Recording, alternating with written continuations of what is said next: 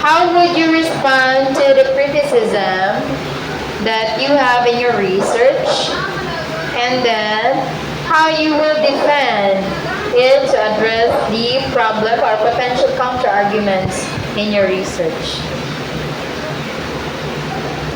Even if limited, it still provides a strong foundation, and it can help future research on vandalism prevention. Okay, next.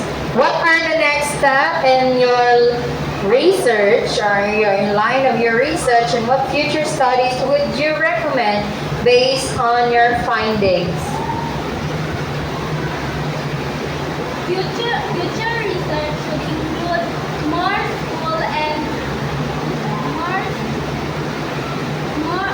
school and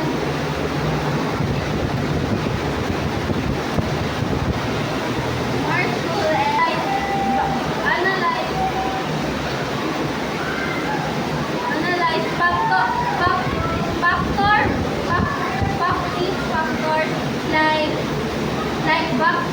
like family background and social influence.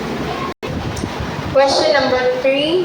What are the potential limitations or challenges in applying your findings in your research?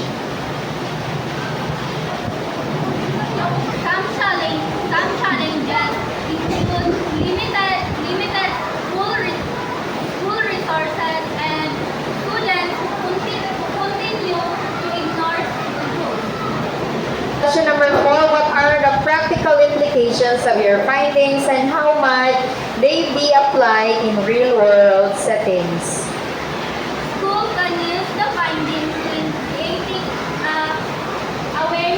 awareness campaign and improve supervision and involve students in maintaining cleanliness.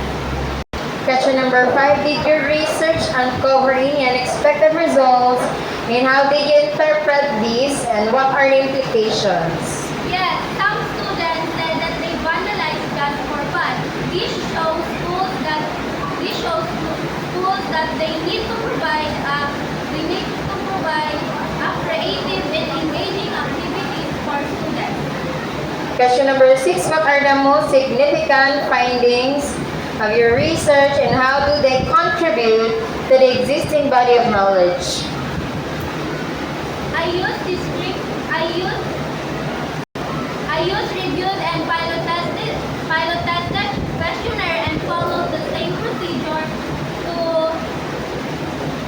for all respondents to make the data analysis. Okay. Question number 7. Could you elaborate on the statistical analysis you employed and justify your choice of techniques? I use descriptive statistics like frequency and percentage because they clearly show common behavior and patterns among students. Question number 9. What are the key limitations of your methodology, and how did these limitations influence your findings? A limitation is a study that's conducted in one school only, so the results may not apply everywhere. Some responses may also have personal bias. Last question. Can you explain the core problem of your research addresses and why it's significant? My research focuses in reducing vandalism among grade 10 students. It's important because vandalism destroys school property and affects safety and discipline. Okay, thank you so much and congratulations.